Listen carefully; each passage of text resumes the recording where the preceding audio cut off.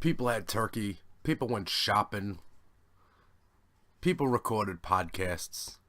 It was almost I don't want to say slow week. It was almost a tame week.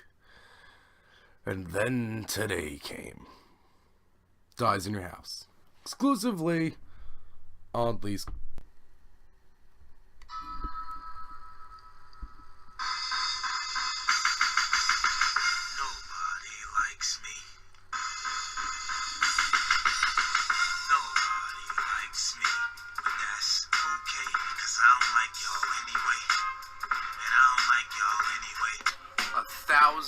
Mile journey begins with one step. Progressives took that step on November 6th. The journey's not over, but we took a step in the right direction. If you don't know what Staten Island is, it's like New York's abortion that lived. Did you see New York 11 elected a Democrat? New York 11 is Staten Island, the most Trumpian place in New York City. Elected a Democrat. Don't try to tell me it wasn't a wave. Robert Mueller isn't the only person investigating Trump now. We have the House Intel Committee is now chaired by Adam Schiff, and they have subpoena power. And he will use it. And he will get to the bottom of this, like he's been trying to do for the last 2 years, and Devin Nunes has been stymieing him. Devin Nunes is no longer the chairman. The midnight runs to the White House are over. I made a promise to the listeners of East Coast Radio that if the Democrats did not mess up November, that if November 6th went our way, that we would have a little fun here on East Coast Radio. And if you stay tuned, I promise you this. Along with our fighting fascism and trying to save democracy, we will have a little fun. Because we earned it. Keep it locked to East Coast Radio. Representing Staten Island. Remember, we got Dyze In Your House at the end of the week. We got the J Parks podcast at the beginning of the week. Every week, East Coast Radio for the least heard voices. Get us on Patreon, patreon.com/JParks, and follow us on Twitter at East Coast Radio. Let's punch fascism in the face. One podcast at a time. If you don't know what Staten Island is, it's like New York's abortion that lived. Representing Staten Island. Staten Island was no joke.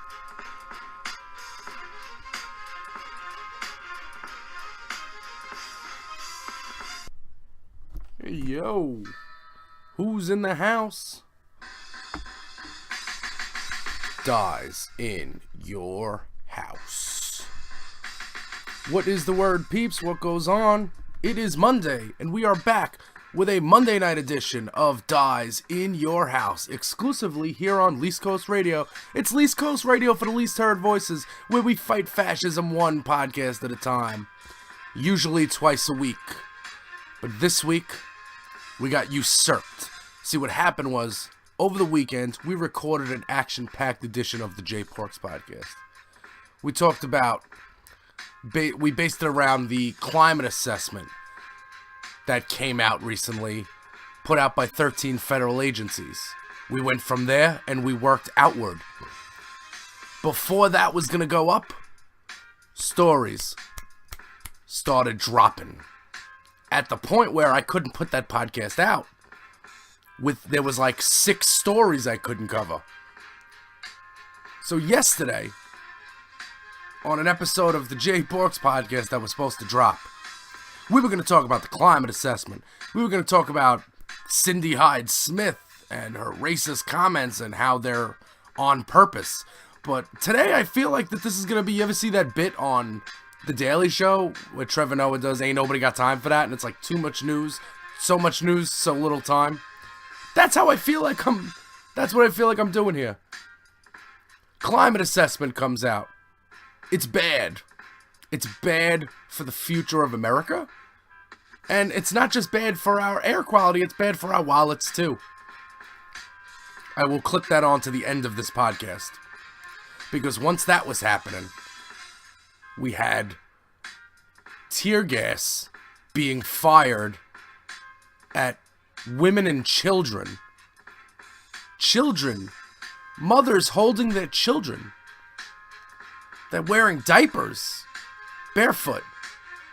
These aren't the stone cold killers that the fascist regime would have you think is flooding the border, are flooding the border, is or are, depends. That's not what this is. This was totalitarianism being totalitarian when people seeking asylum. Now, here's the thing. When you say, like, oh, nobody will get to enter the U.S. illegally, they don't. It's legal to seek asylum. So, it's not, nobody is doing anything illegal if they're coming through that wall. You built that. Now, if you want to be smart, if you want to have some sort of, and I don't want to help out, I don't know if this is a good idea, but if you want to, like, you know, have some sort of structure at the wall that overlaps both countries and is like, you know, a place where people can stay so they don't have to live for, you know, these people have been outside for 10 days at the wall waiting to get a lawyer, not even a lawyer, waiting to see a judge, hoping to get a lawyer, hoping to not have a, you know, immigration officials make you sign papers that say, okay, it's okay to deport me as long as you don't deport my kid. And then they deport your kid anyway. It's disgusting. It's inhumane. It's inhumane, it's indecent, and it's not something that Americans should be like, yeah, all right. No, just because they're not white people. Listen, man, America is browning. Okay, that's what's happening to the world. The world is getting browner. Therefore, America's gonna get browner. And yeah, you might want to reinforce a fence at the Mexican border, but that's not gonna fix the underlying problem. That is that, you know, in this country, we make it hard for people to become immigrants when they're here. And we shouldn't have that. We should have it where we should have a way where it's easy.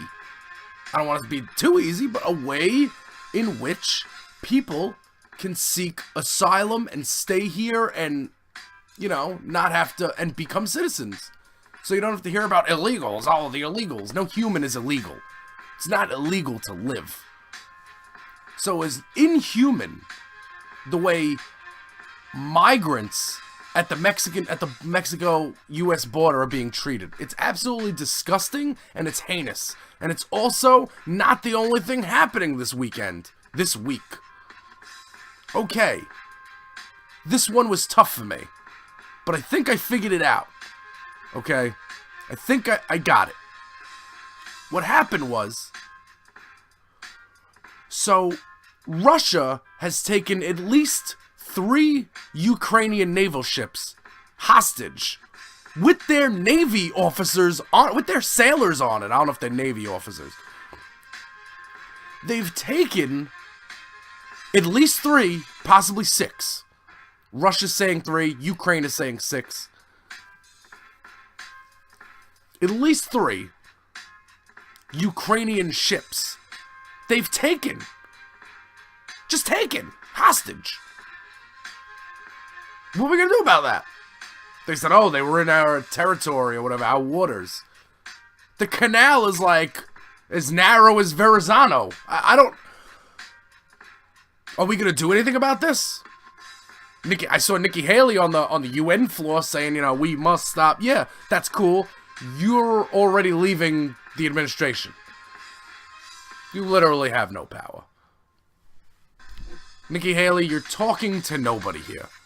Because I don't know why we're talking to the UN, the Security Council or whatever, that we were reporting this to.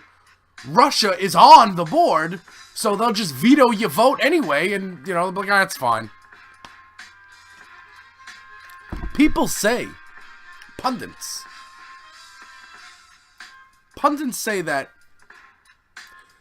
Russia does this ahead of the G20 to try to see, like, you know, how all the other nations feel about it when they show up to the G20.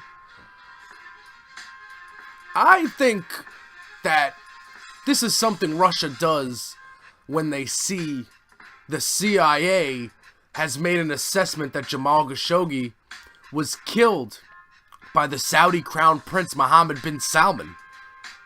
I think Russia sees this. They see that assessment. They see the reaction from Trump, and they're like, yeah, we got this. I really think that's what they're thinking. I really think that's what it is. Why else do it now?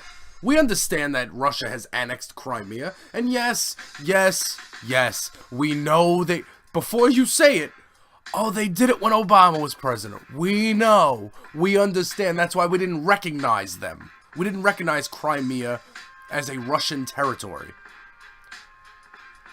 Russia is a hostile foreign power that needs to be strategically dealt with. We don't need to cozy up with them and be buddy-buddy with them. Poroshenko is like, yo, I'm calling martial law. And again, when you watch Active Measures, then you hear, oh, something's going on in the Ukraine, you're like, oh man, I don't even... Whatever news story is happening, it's not going to be truthful. It's going to be Russian disinformation that is delivered to me in a way that I would, that would be susceptible to me, that I would accept. It's insane. It's insane. So like when you say you fire tear gas at civilians, say you take the ship of another country, these are war crimes. That's all it is. It's no sugarcoating. It's no, well, we didn't quite understand that. It's war crimes. They're committing war crimes. And we need to stop it. Both in Russia and in Tijuana. So I'm trying to figure out, I'm over here thinking about this Ukrainian ship and Poroshenko and the G20 coming up, and what are the United States going to do about this? We don't have any leadership. This is, we're basically a colony of Russia now. We are like Crimea. We are almost the same, where we have both been annexed by Russia. So I'm thinking of the implications of all of this. And then I turn on my TV and I get something it's not funny, but it's like liberal funny. It's like haha funny, but not like funny. All right. See GM firing 15% of their staff? General Motors. America first. I thought it was America first. I thought it was jobs. I thought it was jobs, not mobs. Well, I see jobs leaving America, and I see outside the Tennessee State House, they're hanging nooses up, in support of Cindy Hyde Smith. Jobs, not mobs? Maybe not. Maybe mobs, not jobs. Because GM, American company, American factories. Remember the American factory worker that Hillary Clinton couldn't connect with? Do you remember that she just couldn't get on the level with the American factory worker, the everyday American? Now the poll reporters make fun of Hillary Clinton for using the term everyday American because, they would walk around, they'd say, oh, we gotta find some everydays, gotta find some everyday Americans. So it's funny until, they close down the damn factories. Because the Chevy Cruze is not doing well. I wonder why it's not doing well. Maybe because it's an American-made car, you idiots. It's a reason why factory work is leaving the United States. And it's not because we do it the best. That's a lot. And we got a special election in Tennessee tomorrow. Special election in Tennessee where Tennessee really needs to get out the vote for Mike Espy. And it's not close. That the Democrats don't believe they could win because there are no heavy hitters there. I know that people say, oh, they sent the heavy hitters. They sent Kamala Harris and Cory Booker. I love Kamala Harris and Cory Booker, but they're not heavy hitters in terms of getting a black guy elected to a Tennessee Senate seat. That's not a thing. Maybe they're heavy hitters in a year. They're not heavy hitters now. Where's Obama? Where's Michelle? She's got a book out. What's going on? Where's Stacey Abrams and shit like that? Shouldn't the people, the Democrat, I understand they just went through heavy elections and they're all, listen, when you're on the campaign for over a year and you don't pull it out, yeah, you gotta take a break, I understand, but like, shouldn't people like the people that lost because of voter suppression, shouldn't they be out saying like, hey guys, listen, we have to get out in droves. We have to get out in more numbers. More numbers, astronomical numbers. Just as we're talking about these astronomical numbers, NASA lands things on Mars. Not a rover, it's little rovers. I caught the tail end of it. Katie Tur and Ali Velshi were talking about it on MSNBC. I caught the tail end of it, but I know Katie Tur had a Doctor Who reference in there, and that's what got me up from my nap. And then instead of tearing apart the Jay Porks podcast from yesterday, I decided to just hit you with this. A little Dyze In Your House on a mega Monday. It's a big Monday. It's a big Monday. A lot of stuff is happening. A lot of inhumane stuff is happening. A lot of acts of war are being committed, either by our government towards towards migrants, or, Russia annexing boats from the Ukraine. There's that. And today Paul Manafort is supposed to be in court, like Mueller's supposed to give the judge, like Manafort's sent to be sentenced. I know that they're probably going to extend it, but you have to wonder if Manafort has any information on this Ukrainian boat disaster. We have to do something about this. You say, Jay, what could I do? Well, listen, not personally, nothing, but collectively, as a unit, we could all make our voices loud. We could all be heard. And we could all make sure policy gets changed. And we need to make sure that, again, human rights. The Ukraine is trying out democracy and free elections. Russia, so we're friends with them. Russia, hostile foreign power, strategic enemy. We gotta help out the Ukraine. Not saying troops gotta go there, but somebody has to tell Vladimir Putin what's what. And I'm afraid that that's not gonna happen for another 2 years. And I'm afraid that this asshole's gonna enter the White House before that does happen. And that would be just a, you want to talk about natural disasters, you want to talk about inhumane.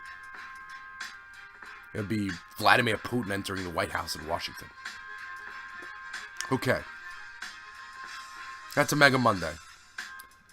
But on the Jay Porks podcast that was supposed to go out yesterday that we have scrapped, we talked about the climate assessment that just came out by 13 federal agencies here, talking about how, rising sea levels is bad and warmer temperatures is bad.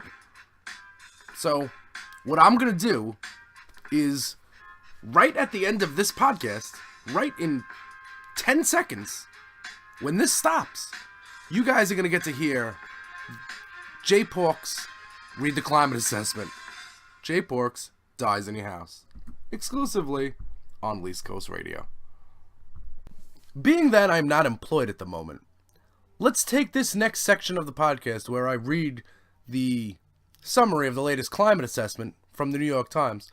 Let's take that and put that on my resume in the voiceover folder. Because I think that's a job I can do. Anyhow. What's new in the latest U.S. climate assessment? You may notice I'm using Doink's theme music because it is indeed a clown show going on in America. Washington. global warming is now affecting the United States more than ever, and the risks of future disasters, from flooding along coasts to crop failures in the Midwest, could pose a profound threat to Americans' well-being. That's the gist of Volume 2 of the latest National Climate Assessment, a 1,656-page report issued on Friday that explores both the current and future impacts of climate change. The scientific report, which comes out every 4 years as mandated by Congress, was produced by 13 federal agencies. This year's report contains many of the same findings cited in the previous National Climate Assessment, published in 2014. Temperatures are still going up, and the odds of dangers such as wildfires in the West continue to increase. But reflecting some of the impacts that have been felt across the country in the past few years, some of the report's emphasis has changed. Predicted impacts have materialized. More and more of the predicted impacts of global warming are now becoming a reality. For instance, the 2014 assessment forecast that coastal cities would see more flooding in the coming years as sea levels rose. That is no longer theoretical. Scientists have now documented a record number of, quote, nuisance flooding events during high tides in cities like Miami and Charleston, South Carolina. High tide flooding is now posing daily risks to businesses, neighborhoods, infrastructure, transportation, and ecosystems in the Southeast, the report states. As oceans have warmed, disruptions in the United States fisheries, long predicted, are now underway. In 2012, record ocean temperatures caused lobster catches in Maine to peak a month earlier than usual, and the distribution chain was unprepared. It's all tied together. The report suggests a different approach to assessing the efforts of climate change by considering how various impacts on food supplies, water, and electricity generation, for example, interact with one another. Quote, "It is not possible to fully understand the implications of climate change on the United States without considering the interactions among sectors and their consequences," the report says. It gives several examples, including recent droughts in California and elsewhere that, in combination with population changes, affect demand for water and energy. The report also cites Superstorm Sandy 6 years ago, which caused cascading impacts on interconnected systems in the New York City area, some of which had not been anticipated. Flooding of subway and highway tunnels, for example, made it more difficult to repair the electrical system, which suffered widespread damage. Beyond borders. The United States military has long taken climate change seriously, both for its potential impacts on troops and infrastructure around the world, and for its potential to cause political instability in other countries. The report cites these international concerns, but goes far beyond the military. Climate change is already affecting America's companies' overseas operations and supply chains, it says. And as these impacts worsen, it will take a toll on trade and the economy. Global warming and natural disasters are also affecting development in less affluent countries. That, the report says, puts additional burdens on the United States for humanitarian assistance and disaster aid. Adaptation. Or is it adaptation? It's adaptation. Jesus Christ. Adaptation.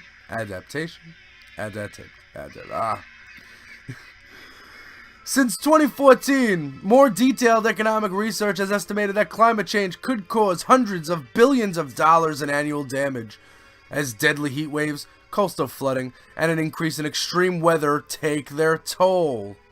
To limit that harm, communities will need to take steps to prepare beforehand. The previous assessment warned that few states and cities were taking steps to adapt to the impacts of climate change. That's slowly changing, the new report finds. More and more communities are taking measures such as preserving wetlands along the coasts to act as buffers against storms. But outside of a few places in Louisiana and Alaska, few coastal communities are rethinking their development patterns in order to avoid the impacts from rising seas and severe weather that the report says are surely coming. The report warns that the country is particularly unprepared for the upheavals that will come as rising sea levels swamp coast cities. The potential need for millions of people and billions of dollars of coastal infrastructure to be relocated in the future creates challenging legal, financial, and equity issues that have not yet been addressed. A focus on air quality. While much of the discussion of climate change looks at the role of carbon dioxide and other greenhouse gases in warming the planet, the report puts a renewed emphasis on the atmospheric. I was thinking about it so much I didn't want to mess it up. Atmospheric pollutants like ozone and smoke, which cause respiratory problems and lead to premature death. The report notes with, quote, high confidence that climate change will increase ozone levels and rising temperatures and changes in the atmospheric circulation affect local weather conditions. But the increases will not be uniform. By near the end of the century, the worst ozone levels will be found across the wide expanse of the Midwest and northern Great Plains, while levels are expected to improve at least somewhat in parts of the Southeast. It's encouraging. The report reiterates what residents of the West have learned from hard experience: that warmer springs, longer dry seasons in the summer and other impacts are lengthening the fire season. The smoke from fires affects not only health, but visibility.